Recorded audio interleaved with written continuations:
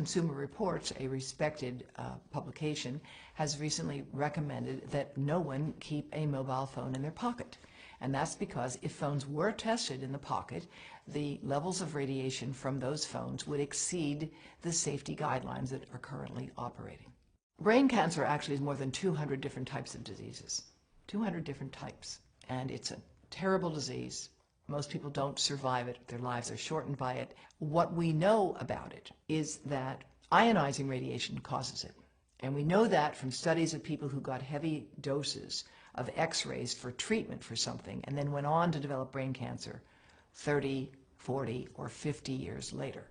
Studies have been done that have looked at what happens to neural stem cells, baby stem cells, brain cells, when you expose them to mobile phone radiation.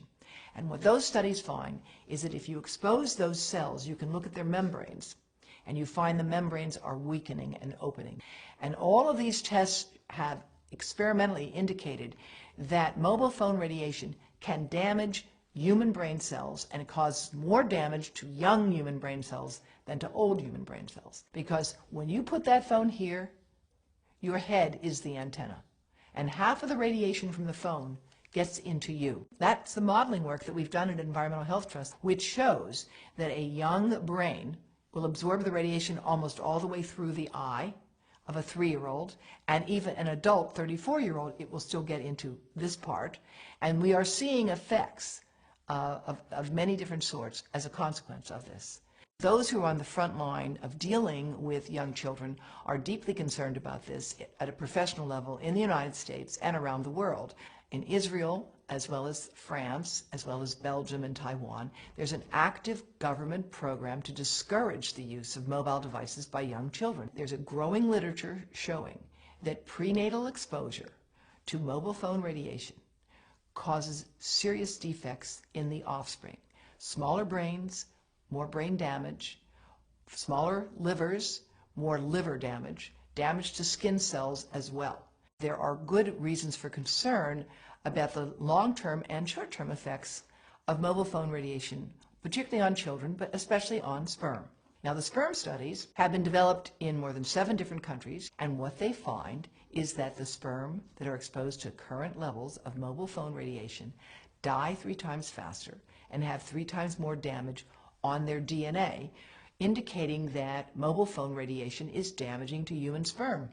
More than 100 scientists have joined with me and with the chief of obstetrics and gynecology at Yale University Medical School. We have put together the Baby Safe Project, and they are handing out information to every pregnant woman that walks into Yale New Haven Medical Center, $4,500 a year, telling them how and why they need to avoid exposing the pregnant abdomen to mobile phone radiation. The breast cancer story in mobile phones is complex, as breast cancer is a complicated disease. Most of the women who get breast cancer are age 50 and older.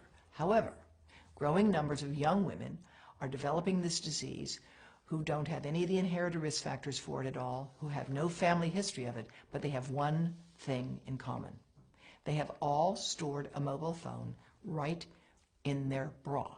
And in several cases, the tumors have developed right under the antenna of the phones. No phones are tested for little kids, for babies playing in their bouncy chair, for toddlers sitting in front of an iPad on an iPotty, for pregnant women holding these things over their bodies. There are no tests of radiation absorption.